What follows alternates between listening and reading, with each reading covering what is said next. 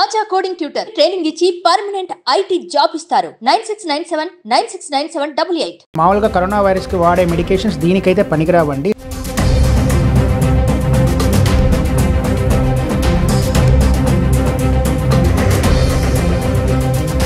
Fever ఉన్నప్పుడు, దగ్గు ఉన్నప్పుడు, ఆయాసం ఉన్నప్పుడు, గొంతు నొప్పి ఉన్నప్పుడు ఎక్కువగా మనం బయటికి వెళ్ళరాదు. సో 3 to 6 డేస్లో దీని లక్షణాలు అనేది బయటపడతాయి. సో ప్రస్తుతానికి ఇండియాలో అయితే దీనికి సంబంధించిన స్పెసిఫిక్ టెస్ట్లు అయితే లేదండి. సిచ్యువేషన్ ఏర్పడితే మాస్క్ వేసుకొని ఉండాలి. Pneumo meta virus death rate అనేది ఎక్కువగానే ఉంటుందండి. ఇంతవరకు దీనికి వ్యాక్సిన్ అయితే ఇంకా కనుక్కోలేదండి. హాయ్ నమస్తే, welcome to Suman TV. Covid పుట్టినలైనటువంటి చైనాలో మరో వైరస్ కలకలం రేపుతోంది.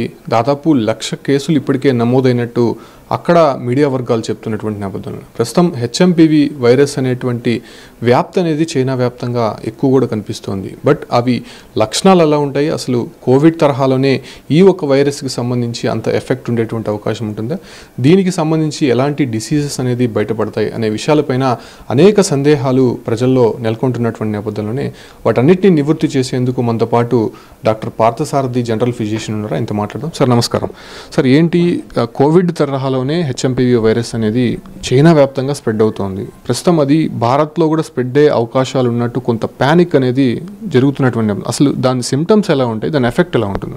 నా పేరు doctor Parthasarathi MKR, general physician, Swikar hospital, Tirupati. ప్రస్తుతానికైతే మన ఇండియాలో ఇంతవరకు అయితే ఒక కేసు కూడా నమోదు కాలేదండి. ఇది కరోనా వైరస్ లాంటిదే, ఇది హ్యూమన్ మెటా న్యూమో వైరస్ అనేది. కాకపోతే ఈ వైరస్ ఫ్యామిలీ వేరండి. కరోనా వైరస్ కరోనా విరిడే ఫ్యామిలీకి చెందింది. ఇదైతే న్యూమో విరిడే ఫ్యామిలీకి చెందిన వైరస్. రెస్పిరేటరీ సిన్సిషియల్ వైరస్ రకం లాంటిదండి ఇది. కరోనా వైరస్ లాగే ఈ వైరస్ కూడా ఒకరి నుంచి ఒకరు సోకే అవకాశం ఎక్కువగానే ఉంటుంది. కాబట్టి ఈ లక్షణాలు బయటపడేదానికి 3 నుంచి 6 రోజులు పడుతుందండి. దగ్గు, జలుబు, తుమ్ములు, ఫీవర్, ఆయాసం ఇవి దీని యొక్క ప్రధాన లక్షణాలండి. ఓకే, అంటే గతంలో మనం చూసాము అనేక డెత్ రేట్ కూడా ఎక్కువ కూడా కనిపిస్తుంది. సో వీటిల్లో కూడా అలాంటి ప్రభావం ఏమైనా కనిపిస్తుందా?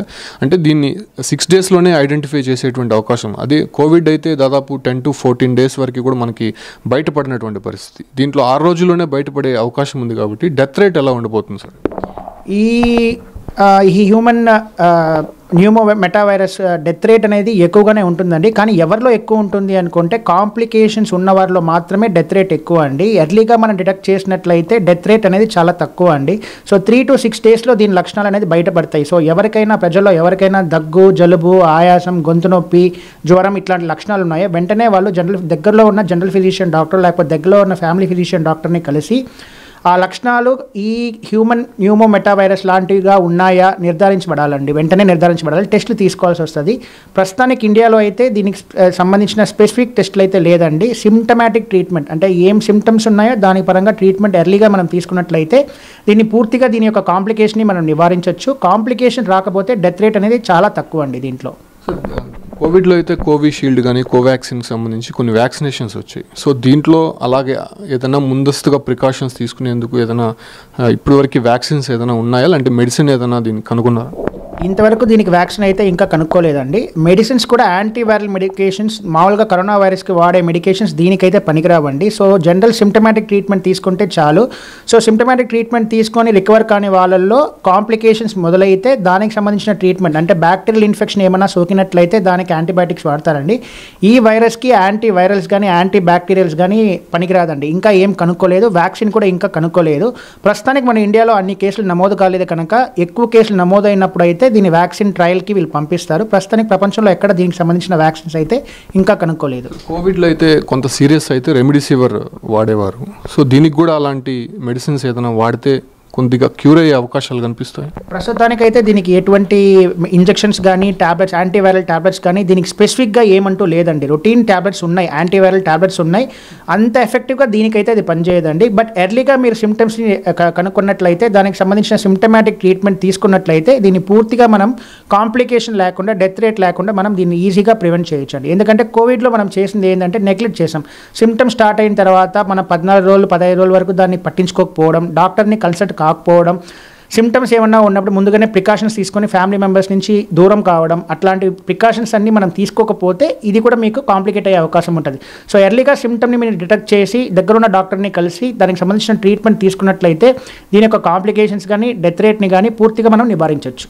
ఎటువంటి డిసీజెస్ అంటే బాడీలో నెమోనియా కానీ ఇలాంటి హార్ట్ ప్రాబ్లమ్స్ ఎటువంటి డిసీజెస్ ఉండేవాళ్ళు ముందస్తుగా జాగ్రత్తలు తీసుకోవాలంటారు?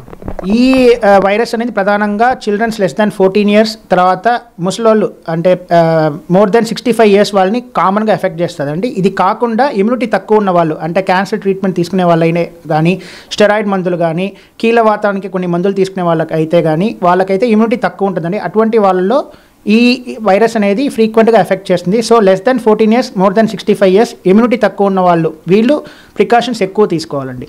అంటే ఇది ఆ ఎఫెక్షన్కి సంబంధించి కావచ్చు, లేదంటే డాక్టర్స్ ఇప్పుడు ఏదైనా ఇండియాలో కొన్ని జాగ్రత్తలు తీసుకునే అవకాశం కనిపిస్తుందా సార్ ముందస్తుగా ఏదైనా?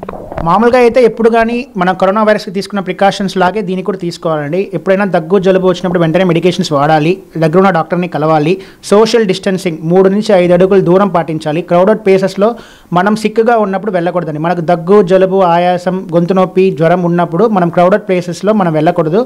ఒకవేళ వెళ్ళాల్సిన సిచ్యువేషన్ ఏర్పడితే మాస్క్ వేసుకొని ఉండాలి. మనం దగ్గు జలుబు ఉన్నప్పుడు, తుమ్మినప్పుడు, దగ్గినప్పుడు మన ఎల్బోని ఈ రకంగా పెట్టుకొని మనం దగ్గాలండి. చేతులు ఎట్లాంటివి ముట్టరాదు. అట్లా చేతులు ముట్టినట్లయితే మీరు వెంటనే సోప్ వాటర్తో శానిటైజేషన్ చేసుకోవాలండి. శానిటైజర్, ఆల్కహాల్ స్ప్రేస్ కానీ శానిటైజర్ కానీ తరచుగా వాడాలి. మనం ఫీవర్ ఉన్నప్పుడు, దగ్గు ఉన్నప్పుడు, ఆయాసం ఉన్నప్పుడు, గొంతు నొప్పి ఉన్నప్పుడు ఎక్కువగా మనం బయటకు వెళ్ళరాదు. సిమ్టమ్స్ని మనం వెంటనే డాక్టర్కి ఇన్ఫామ్ చేసి దానికి తగిన ట్రీట్మెంట్ తీసుకుంటే సరిపోతుందండి. సో సేమ్ కరోనా వైరస్కి ఎటువంటి జాగ్రత్తలు ప్రివెన్షన్ మెథడ్స్ ఉన్నాయో దీనికి కూడా సేమ్ అండి, సేమ్ అప్లై అవుతాయి దీనికి కూడా. అంటే ఒకరి నుంచి ఒకరికి వ్యాప్తి చెందేటువంటి అవకాశం ఉందా సార్? ఇది అది కరోనాతో పోల్చుకుంటే ఇది ఎంత మేర స్ప్రెడ్ అయ్యే అవకాశం? కరోనా ఎంత ఫాస్ట్గా స్ప్రెడ్ అయిందో ఇది కూడా అంతే ఫాస్ట్గా స్ప్రెడ్ అయ్యే అవకాశం ఉంటుందండి. కాకపోతే ఏమంటే మనం శానిటైజ్ చేసుకొని సోప్ వాటర్తో మనం చేతులు ఫ్రీక్వెంట్గా శుభ్రం చేసుకున్నట్లయితే దగ్గు జలుబు ఫీవర్ ఉన్న వాళ్ళు, గొంతు నొప్పి ఉన్న వాళ్ళకి దూరంగా ఉంటూ అట్లాంటి వాళ్ళు ఎవరైనా ఉన్నప్పుడు ఇంట్లో ఐసోలేషన్ ప్రాక్టీస్ చేస్తే ఇది మనం కామన్గా ప్రివెంట్ చేయొచ్చండి. ఒకరి నుంచి ఒకరికి వచ్చే అవకాశం తక్కువ. మనం ఇటువంటి ప్రికాషన్స్ పాటించినప్పుడు అయితే ఒకరి నుంచి ఒకరికి వచ్చే అవకాశం చాలా ఎక్కువ అండి. ఇది దాదాపు కోవిడ్ అయితే 14 daysలో క్వారంటైన్లో, ఆ తర్వాత తగ్గుముఖం పట్టే అవకాశం ఉంటుంది. సో దీంట్లో ఎలా ఉంటుంది సార్? ఎన్ని రోజులకి రికవరీ అయ్యే అవకాశం? ఇది మాక్సిమం 6 daysలో మీకు సిమ్టమ్స్ బయటపడతాయండి. ఆ సిమ్టమ్స్కి మనం ట్రీట్మెంట్ తీసుకున్నట్లయితే ఇంకొక 1 weekలో పూర్తిగా రికవర్ కావచ్చు. అట్లా రికవర్ కానీ 1 or 2% మాత్రం కాంప్లికేషన్ బ్రాంకైటిస్ కానీ నిమోనియా కానీ వెళ్ళే అవకాశం ఉంటుంది. వాళ్ళు హాస్పిటల్లో అడ్మిట్ అయ్యి ఆక్సిజన్ థెరపీ కానీ, యాంటీబయాటిక్స్ కానీ, యాంటీవైరల్స్ కానీ తీసుకోవాల్సిన పరిస్థితి ఏర్పడుతుంది. అదర్వైజ్ 6 daysలో సిమ్టమ్స్ బయటపడిందంటే నెక్స్ట్ ఒక 1 week, సో 14 daysలో వాళ్ళు కంప్లీట్గా క్యూర్ అయిపోతారండి. ఆ తర్వాత వాళ్ళు భయపడాల్సిన అవసరం అయితే లేదు.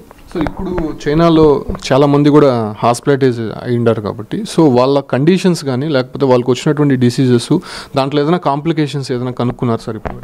అంటే మనకు WHO నుంచి పూర్తి ఇన్ఫర్మేషన్ అయితే రాలేదండి. చైనా గవర్నమెంట్ అయితే దీనికి పూర్తిగా డినై చేసింది. అంటే ఎటువంటి కాంప్లికేషన్స్ రాలేదు, డెత్ రేట్ లేదని చెప్పి వాళ్ళు ధృవీకరించారు. కానీ మామూలుగా అయితే కొంతవరకు కాంప్లికేషన్స్ అయితే నిమోనియా రావచ్చు అండి, బ్రాంకైటిస్ రావచ్చు, అవన్నీ మేనేజబుల్ అండి. ఎర్లీగా మన హాస్పిటల్లో అడ్మిట్ అయితే, ఎర్లీగా మన కాంప్లికేషన్ డిటెక్ట్ చేసినట్లయితే డెత్ రేట్ని చాలా వరకు మనం తగ్గించవచ్చు అండి. Thank you sir. చూస్తున్నాం కదా, నిజంగా కోవిడ్ అయితే ఎలా ఉంటుందో అలాంటి లక్షణాలే ఉంటాయి. బట్ దీంట్లో బాడీ పెయిన్స్, స్మెల్, టేస్ట్ అనేది లేకుండానే ఈ యొక్క సిమ్టమ్స్ అనేది బయటపడే అవకాశం ఉంటుంది. బట్ భారత్లో మాత్రం ఇప్పటివరకు ఎటువంటి కేసులు నమోదు కాలేదు.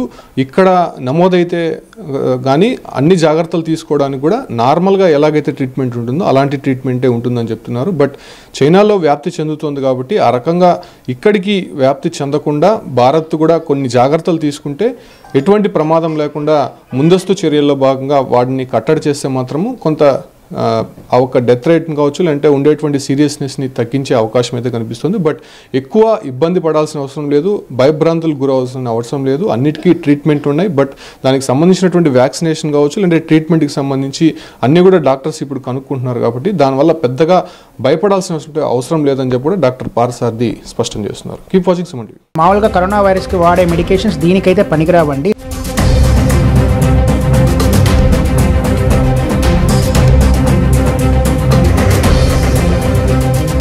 ఫీవర్ ఉన్నప్పుడు, దగ్గు ఉన్నప్పుడు, ఆయాసం ఉన్నప్పుడు, గొంతు నొప్పి ఉన్నప్పుడు ఎక్కువగా మనం బయటికి వెళ్ళరాదు.